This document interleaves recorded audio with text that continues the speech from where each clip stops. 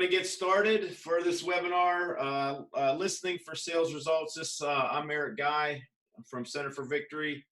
We're going to jump in here. I have lots of material for everyone to go over today, probably a little bit too much. But anyhow, it's good material. We've used this with a lot of our clients. I know some of you that are jumping on the line here have used it before in its full entirety. I'm just going to give you an overview, tell you how we use analytics for these things. And then we're going to take some questions at the end, possibly. So with that, let's jump in here.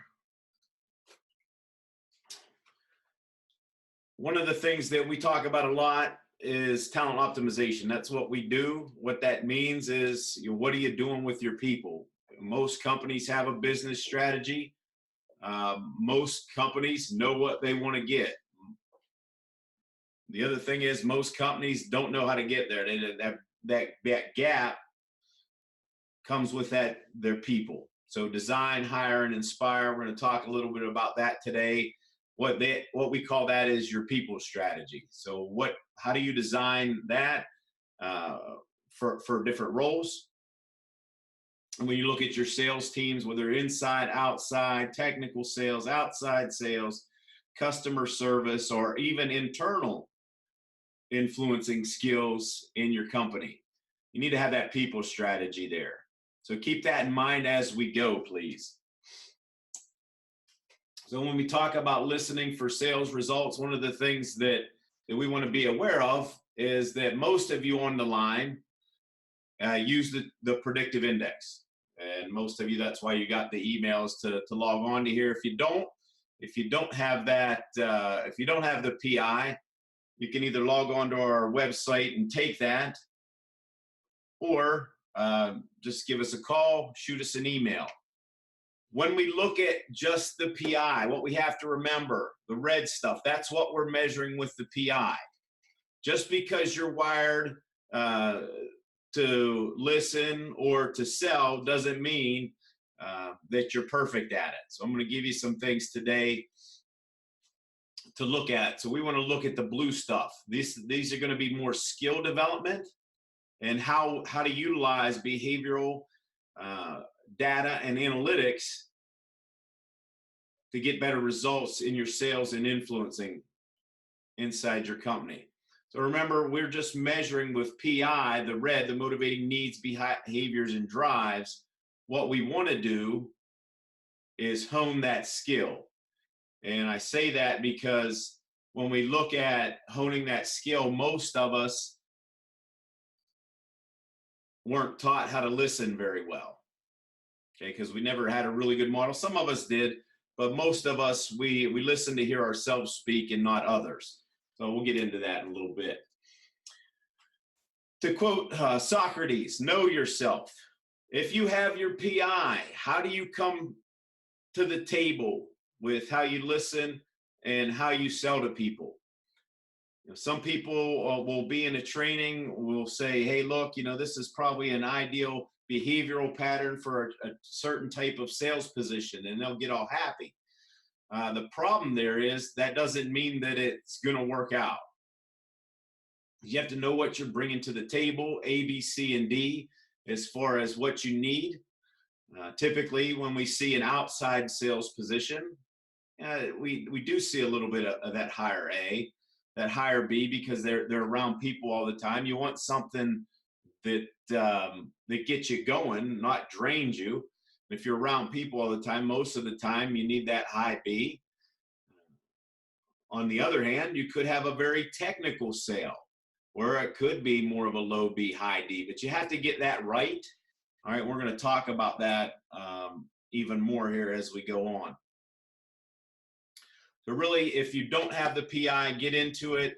After this, some of your homework is going to go back in the next couple slides. I'm going to give you some tips to go back and how to utilize that PI in your software to get better results, either from your own selling or from your sales teams inside of your company.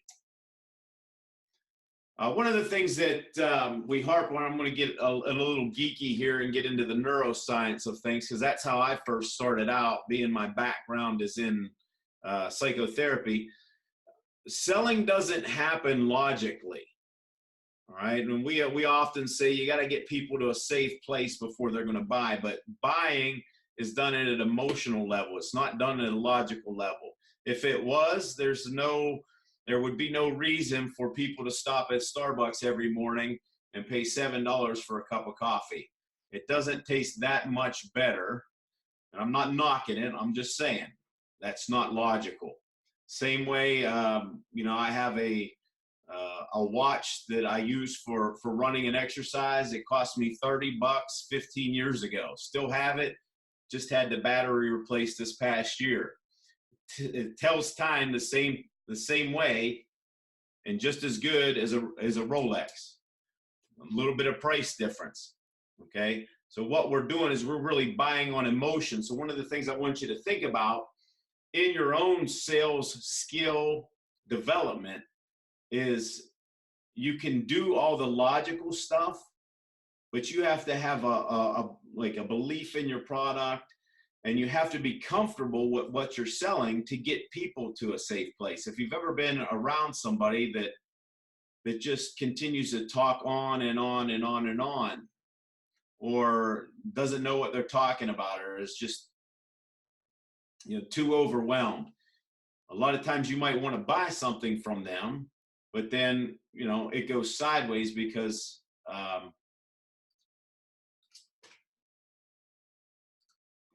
just letting people in here into the webinar.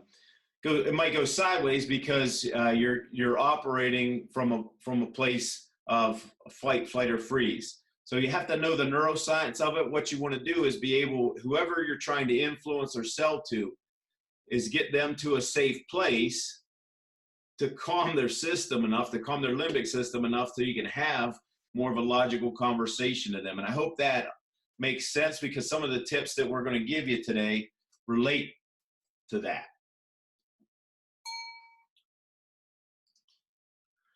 So one of the things that we do with PI, and some of you know this that are on the line, some of you don't. So I'm just going to go through it. We do offer a sales training that bolts right onto the Predictive Index training. It's called Customer Focused Selling, or Influencing for Results. And there's 5 different modules in that training: open, investigate, present, confirm, and position. I'm going to give you a little bit of the open and investigate today, because that goes along with the listening pieces. But we really develop this. So we take a person's PI and walk them through each of these processes. But before we start with that, we also start with data. Right? So that data being your PI, which is your natural behavior, and then something called the SSAT, not the SAT, the SSAT. And it's a sales skill development assessment that measures somebody's knowledge of the sales cycle, which is what we just went over: open, investigate, present, confirm, and position. These are taken first to understand where those people lie. So this is a team that we just did fairly recently, the beginning of this year. So you see all these people, we've taken the names out, but it'll give you a score from 1 to 5 in each of those areas. So now what happens with that is I can be more accurate in my assistance with my salespeople in what areas they need the most help in. And just because you score high in this doesn't necessarily mean that you're good at sales. It just means you know what's going on. And to refer back to the prior slide here, so you can be really good at sales, and you might take this assessment really high score with your sales and revenue wise, but the score of the SSAT is low, right? It just identifies the fact that you might be using a muscle a little bit more often than not. if their SSAT is high, so we've had people score extremely high on that, which means they understand what to do. They just don't know how to do it. And I hope that makes sense. So there's a knowing doing gap.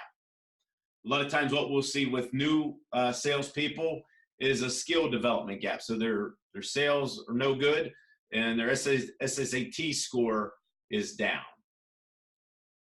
So really that just tells us they need skill development. Sometimes we look if they're actually in the right role, things like that. And then where most people don't want us messing is with their really good salespeople. And what we say there is they've had a high score, their sales are great. What we're trying to do is just give them little bits of tidbit here and there to help remove any obstacles just to make them that much better. And I know some of you are on the line because I was watching as you were logging in today. There's some of you that I know that are dynamic at sales that do extremely well. You probably score really high on this. And what we're asking you to do, if you want to think about golf, I'm not asking you to can completely change your swing. Just move your grip a little bit. If that, can produce another 20 or 30 yards to your drive. So we get these scores here. And I will just say why one of the reasons that we're doing this webinar today is most of us don't do well in this investigate piece. Meaning we go from open, hey, how you doing, to present, here's what we have. One of the best ways to get better at listening is to ask good questions. And so we call that investigate. That's the investigate piece. And we're going to get into that. I'm going to give you some tips on that today to utilize. One of the other ways that you can help, especially if you have access to the PI system, is by the personal development chart. All right. So this person, if you look at it, Bernie Banana, he's just made up. Okay. He might be a natural at outside sales. So you might look down here at his B drive and say, okay, well, he's got a lot of strength. He's very motivating, stimulating communicator, very people-oriented. You're saying, boy, he's really good. All right, but then you have to look at the cautions. Just because you're a high B doesn't mean you'd be good at outside sales. The caution is you might talk too much. All right, and that person just might not know how to shut up. So we might work on that piece there. All right, with them developing those listening skills, or they might talk over the person. A lot of those things could be happening. Right, but you have to know yourself here. And this is where the development chart, for those of you that do have sales teams or you're a salesperson yourself, first thing I would say to you is get in there. If you haven't printed this out, print this out, go over it, and make some changes. How can I get better here and there? And the way to do that is to look at these self-coaching tips here. And then after that, if you're not sure, just give us a call. We'll help you out and direct you in the right area there. Another way to look at it, are you in the right role? So right person, right role, do they fit? One of the ways in the PI system is to help the person understand, is to help give them guidance. We have a coaching guide in the software. I know many of you are using and utilizing this. This is a good way to provide objective coaching to a person to help them get better with their sales, to help them listen a little bit better, because it asks thought-provoking questions for that person's development, and it's not subjective, it's objective. It's taking, here in the orange, that's the job assessment for the role. The A, B, C, and D up there is that person. Okay, so what this would tell us here is that person, this is a transactional sales executive. So this person could possibly have some difficulty because they're going to want to form relationships, and this is a sales position that's just kind of a one-off. Right? I don't think they would have too much of an issue if they're trained correctly, but it's something to be aware of as far as coaching goes.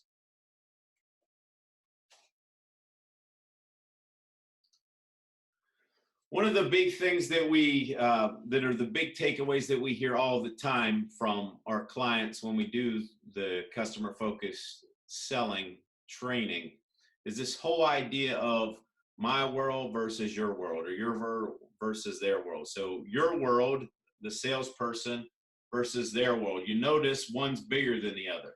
There's a reason for that.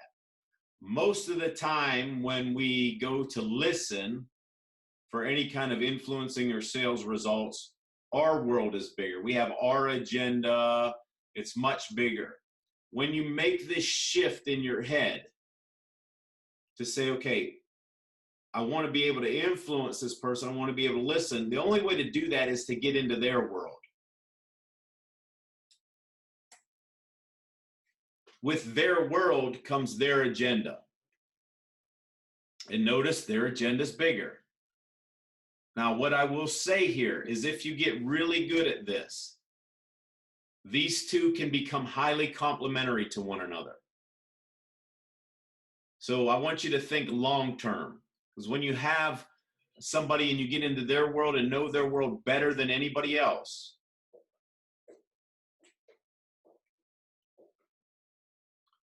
they will be a customer for life, okay? Because it's about them.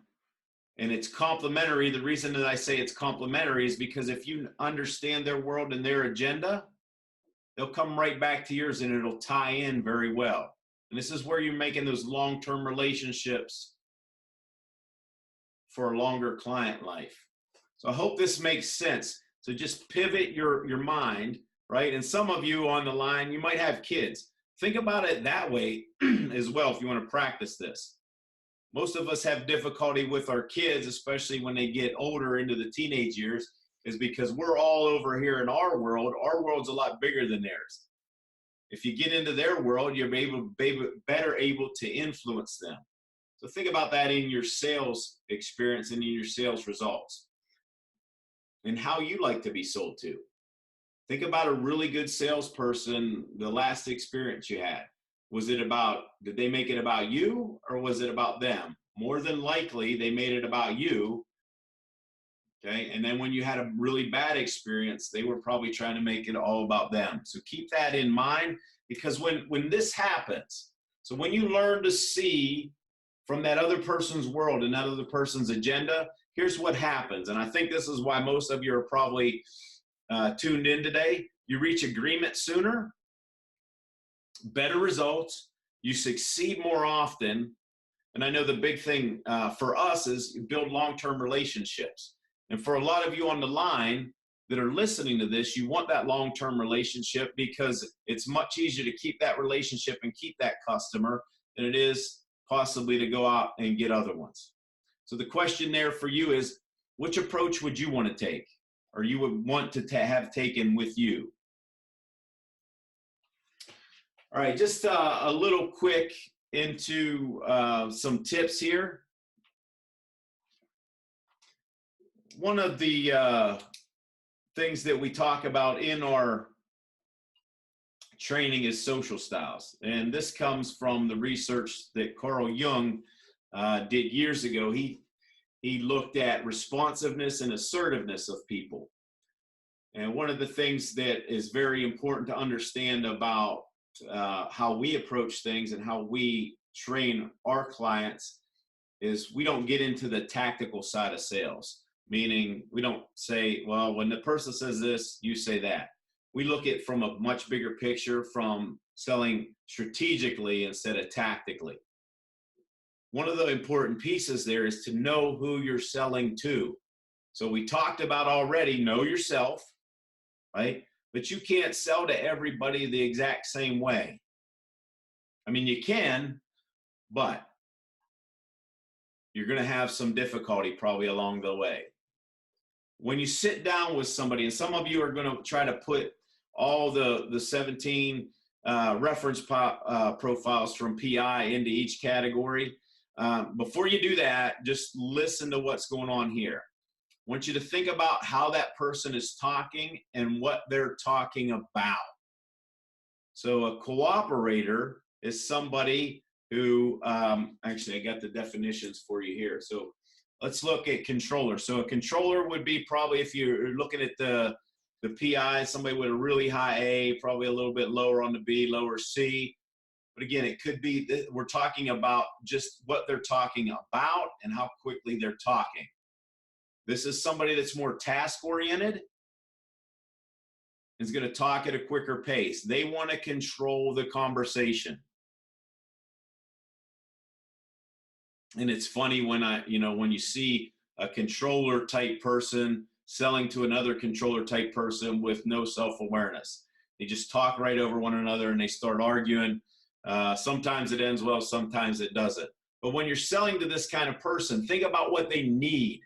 So when you're listening, what do they need? If they're talking task orientation and faster, they want to know bottom line, ROI. Okay. Let them save time, take time to be efficient, right? And give them options. Keyword for that kind of person is bottom line. This is the person that you might call and say, hey, look, can you give me an hour of your time? They say, yeah. Then you go to meet them, or you call them on and they say, hey, look, I only got 10 minutes. What do you got? Okay. The next one is the expressor. And I know I saw some of you logging in. I know we have a few of those. This is probably more your high B kind of person. Lower D, maybe a big picture kind of person. This is going to be very social, but you have to know who you're talking to. So they're going to be talking about people, but they're going to be doing it quickly. Here's where, if you're a high B, you want to let them talk and not be the talker. You want to be the listener. Because a lot of times, if they know what they want, they might talk themselves right into the sale. But if you don't listen, if you keep interrupting, then you're going to slow that sales cycle down and possibly lose that. We say in PI training, for some of you PI Jedis that are on the line, remember, high Bs need to talk things through. Just listen. I've had people where I've just sat down, listened to them, and they say, hey, look, what's the next step? They didn't say anything. They just were certain that that's what they wanted to do, and they moved forward with it. So you want to keep that in mind. And then we have the cooperator. Cooperators are really nice, typically. So they're going to be talking at a little slower pace, but they're going to be talking about their people, right? Or how it affects, if some of you are talking to maybe a family, how it affects their family, things of that. The key word there is relationship. But here's one thing that you have to know too, is typically a person that would fall into that cooperator category, you have a real good meeting with them, you think it's going to go straight through, they're signing a contract, and all of a sudden it goes radio silence. Not only did they give you an appointment, they gave everybody else an appointment. But if you want to get in really good with somebody that's more of a cooperator, right? Focus on that relationship with them. And then finally we have the analyzer. That's somebody that's a thinker. For those of you that found yourself more in the expressor lane, I'm going to give you some good advice right now. Stop talking. All right, analyzers need to think. All right, I learned this very early in my career, because what happens with us high Bs is when we don't have any kind of feedback, we start talking a little bit more, we start talking a little quicker. So you're going to want to slow the conversation down, let them think. And the best thing to do with a person like this is a lot of times not to close on them right away, but say, hey, look, I want you to think about it. I'm going to give you a couple of days to think about it. Let's revisit it in a couple of days. So they have time to think. They don't want a buddy. They want facts. And here's where you have to know what kind of salesperson you need in a certain position, because we have one client that has 3 different types of sales profiles. And one of them sells a $3 million piece of machinery. And they were putting typically kind of high B expressor type salespeople in those roles, and they weren't doing very well. And what they did is, because they were selling to a lot of analyzers that needed facts, they changed that job profile and taught analyzers how to sell to other analyzers. And then all of a sudden, their sales started to increase. Okay. Another tip here for you salespeople. This will typically, that used to be my hardest person to sell to, an analyzer type person. What I found out is sometimes those are my best clients, because once they sign, they listen and they do what they're supposed to do. Okay, and they utilize the PI system really well, but they need all those facts. So any type of proof that you can give them will help support what you're saying. Right. As we move into listening, I know we're kind of coming close on time here. In your listening, most of us have been to trainings or sales trainings or just trainings in general that talk about closed-ended and open-ended questions. What I want you to get in the mindset of is, how much information can I get out of somebody with a really good question? Closed-ended questions, you need closed-ended and open-ended questions. Closed-ended questions are just yes, no answers. You don't get a lot of depth with them. Sometimes you need to ask them, though.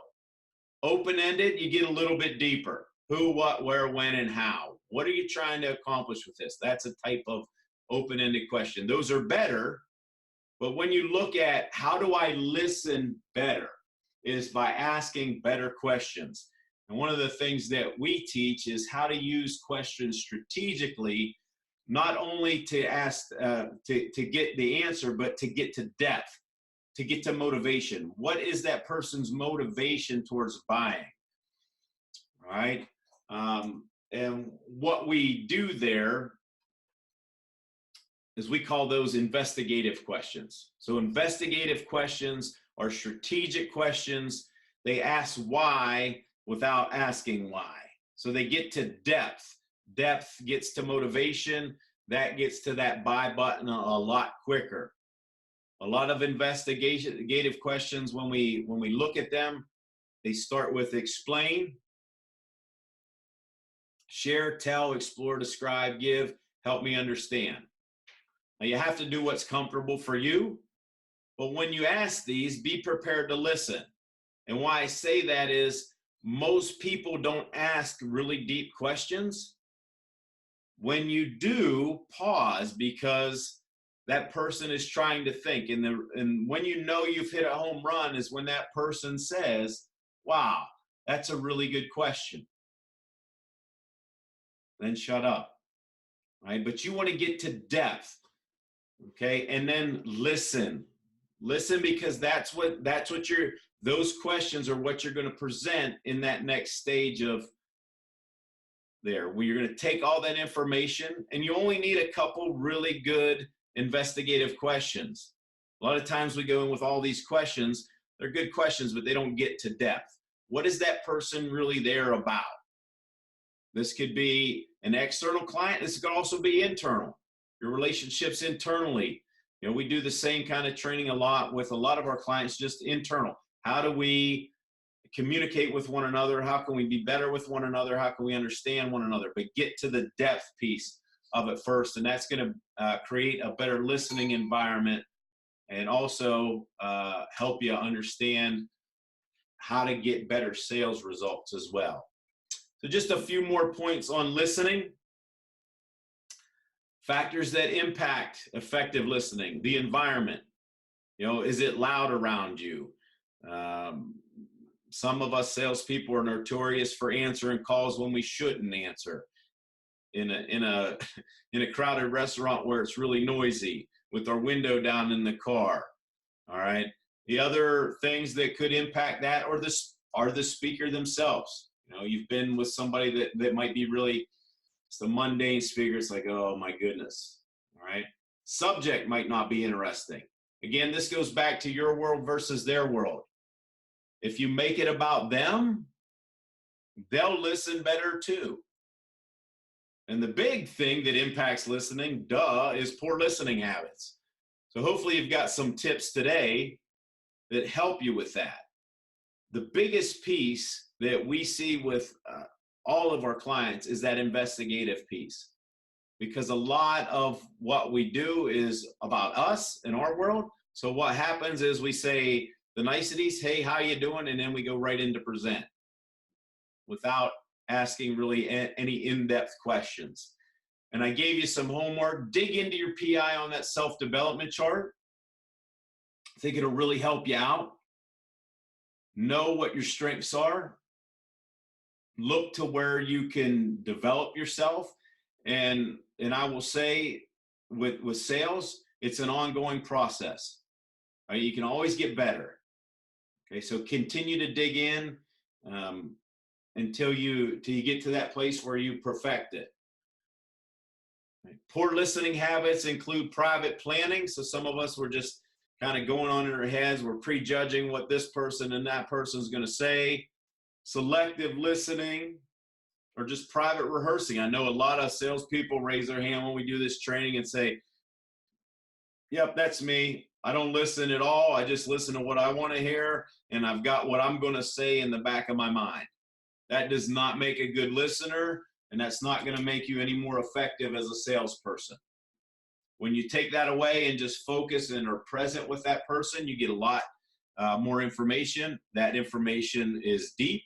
And then you can go and present from your perspective and hook that in to that prospect or that potential client's world and their agenda, and then that can be complementary in nature. All right.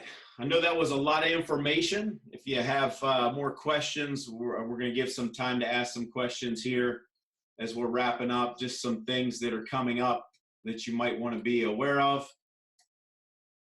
August 27th, Managing People to Perform training is in Pittsburgh, PA. August 27th and 28th, PI Jedi training. That's also in Pittsburgh.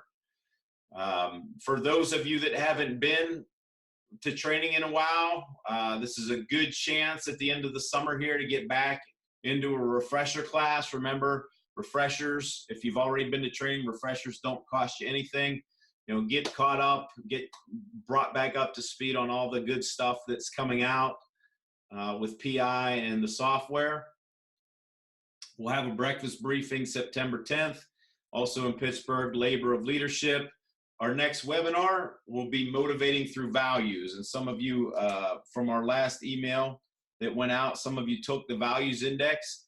I'm just going to show you how to use that in conjunction with the PI, because that really is another layer deeper than the PI. It's about motivation. August 1st, or October 1st, Managing People to Perform. There will be 2 trainings, one in Pittsburgh and one in Memphis on the same day, as well as October 1st and 2nd. We will have Pittsburgh and Memphis as well. So if you're interested in that, please let us know. Give us an email, give us a shout. We can get you registered for those. And the last thing I want to bring to your attention, since we're talking about sales, is a BOGO. So buy one, get one. We will be doing our customer-focused sales training. We'll probably limit that in number for folks. That will be November 7th. That will be in Pittsburgh, PA. So what that means for all of our clients, you pay for one, you get one free, and hopefully we'll see a lot of you there. It's a very good training. It's all day long, so 8:30 to 4:30. We'll go through all those things in depth. A lot of the things that we just went over in depth. We'll work on your PI. You'll get some other assessments in there that will help your sales development. So if you're interested, shoot us an email. All right, I went a little bit over, but we still have some time for some questions. So I will look here. Does anybody have any questions on what I went through?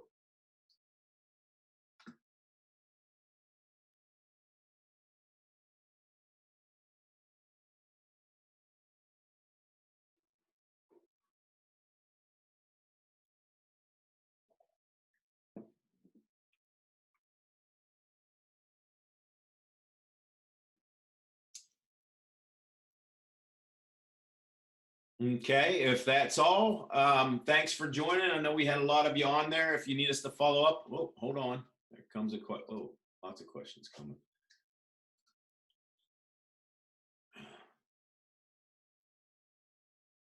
Who should I contact for the sales training? You can shoot me an email. You can reply directly to the email that you signed in on. So eric@centerforvictory.com. Or call us 724-462-8383. Thank you for that question. Paul says, will the video be uploaded for viewing if we came in late? Yes, sir, Paul. The video will be up. Hopefully, those are usually up by the afternoon. It'll be on our YouTube channel. You can share it. All the past webinars that we've done are also there too. I know if you click the little bell in the YouTube, you can get notifications when we push one of these out, either the webinars or some of our podcasts we actually videotape as well. But thanks for that question. It will be uploaded. It should be up later this afternoon. And I know a lot of us here at Center for Victory, at least the consultants, will also send our clients the links to that. Andrew says, what's the quickest way to determine into what quadrant a prospect falls? Great question. All right, if we look at the pace at which they're talking, so think slower pace versus faster pace. If they're going to be, if they're talking at a little bit faster pace, they're going to be in that controller expressor quadrant. Again, general rule of thumb, it's not an end-all be-all. It's just a quick way to assess somebody.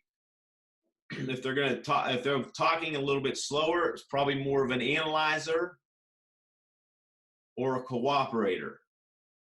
And then you go to the next piece. What are they talking about? If they're task-oriented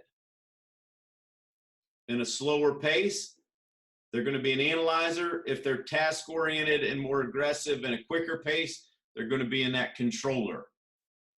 If they're fast-paced and talking more about people, going to be an expressor.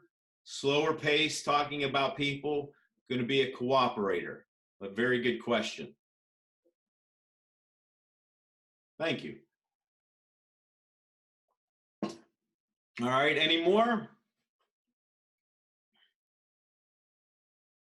If not, we're going to get this recorded. We'll get it uploaded for everybody. You can share it, watch it again. Hopefully it was helpful. If it was, please let us know. You know, we try to make these as quick as possible for you so you can get nice tidbits and take it and utilize it in other places inside your work environments. If there's something that you want to drill down into that you would like us for another webinar to do, we'd be happy to do that as well. All right, but for now, have a great week and enjoy your weekend. Enjoy the rest of the summer. We'll be seeing you soon. Take care.